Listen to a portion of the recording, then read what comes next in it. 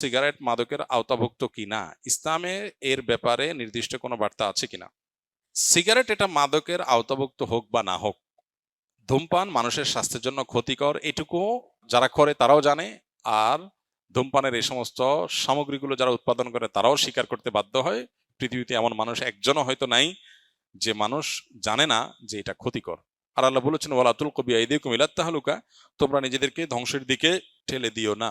এই জন্য ইমানদার তার নিজের জন্য ধ্বংসাত্মক হতে পারে এরকম কোনো কাজ ইমানদার করতে পারেন না। সেই জন্য সারা পৃথিবীর সমস্ত ওলামা একরাম একমত, ধূমপান সেটা সিগারেট হোক, বিড়ি হোক, সেটা হুক্কা হোক, অথবা এই জাতীয় যত কিছুই হোক না কেন, এটা মানুষের স্বাস্থ্যের জন্য যেহেতু ক্ষতিকর, অতএব এটা নিষিদ্ধ, শরিয়া এটা অনুমোদন করে না।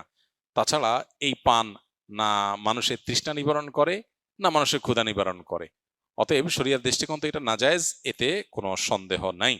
মাদকের ব্যাপারে সোচ্চার কেউ হয়ে নিজে ধূমপান করছেন, মাদক মানুষের ক্ষতি করে, ধূমপানের ক্ষতি করে, তিনি এক ক্ষতি সম্পর্কে সচেতনতা সৃষ্টি করছেন, সেটা প্রশংসনীয়।